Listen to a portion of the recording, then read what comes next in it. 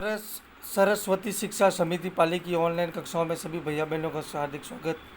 कक्षा द्वितीय, विषय हिंदी, अध्याय 15, घमंडी का सिर नीचा। दिनांक 18 सितंबर 2020। प्यारे भैया बहनों, हमने पूर्व में पढ़ा था कि भीम को अपनी गति पर घमंड था और रास्ते पर देखा उसने एक बूढ़ा वानर सो रहा था, पूंछ फैलाकर लेटा हुआ था। उसके आगे क्या होता है, भीम रथ से नीचे उतरा। जैसे ही उसने बंदर की पूंछ हटाने का प्रयास किया, वह गिर गया। भीम ने पुनः प्रयास किया, परंतु बंदर की पूंछ को टस से मस न कर सका। जो बंदर सो रहा था उसकी पूंछ इतनी भारी थी कि जो भीम था वो उसको टस से मस नहीं कर सका, हिला भी नहीं सका। भीम पसीना पसीना हो गया। बहुत प्रयास के बाद भी जब भीम पूंछ नहीं हटा सका तो उसके मन में शंका हुई, उसके मन में विचार आया। सोचने लगा भीम, यह कोई सामान्य वानर नहीं है। उसे लगता है कि यह कोई साधारण बंदर नहीं है, सामान्य वानर नहीं है। लगता है यह कोई देव स्वरूप है, या तो यह कोई सामान्य वानर नहीं है तो कोई देव होगा।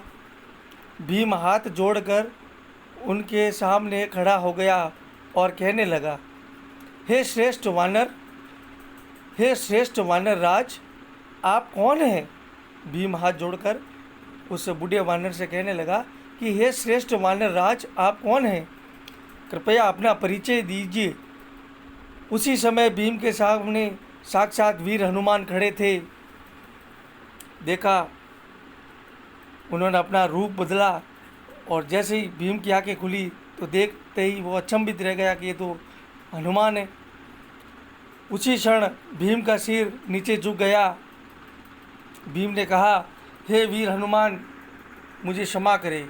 कहने लगा, हे वीर हनुमान, मुझे क्षमा करे, मुझे माफ़ करे, मुझे अपने बल पर घमंड हो गया था। कहने लगा, मुझे अपनी जो गति, जो मेरा बल है उस पर घमंड हो गया, अहंकार हो गया। उसे आपने दूर कर दिया। मुझे आज मेरे मन से अहंकार दूर हो गया है, मुझे क्षमा करें। अब मैं कभी अपने बल पर घमंड नहीं करूँगा।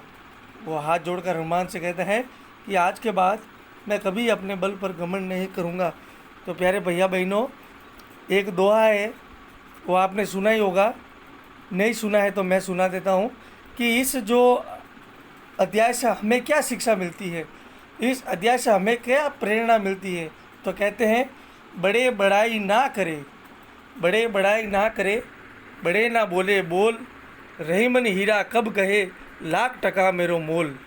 रही मन हीरा कब कहे लाख टका मेरो मोल। तो प्यारे भैया बहनों, जो जिसका मोल होता है, जिसका मूल्य होता है, उसको अपनी जुबानी बोलने की कभी ज़रूरत नहीं होती है।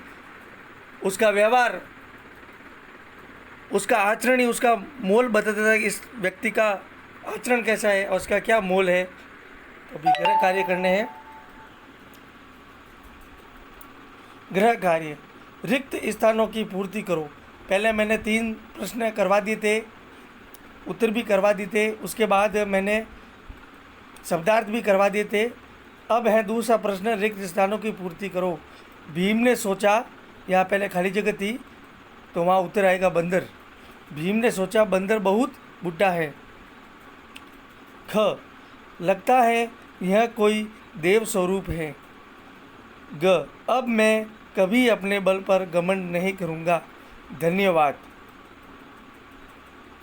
2-3 प्रश्न और हैं, अब की बार इन प्रश्नों का उत्तर लेके आएंगे।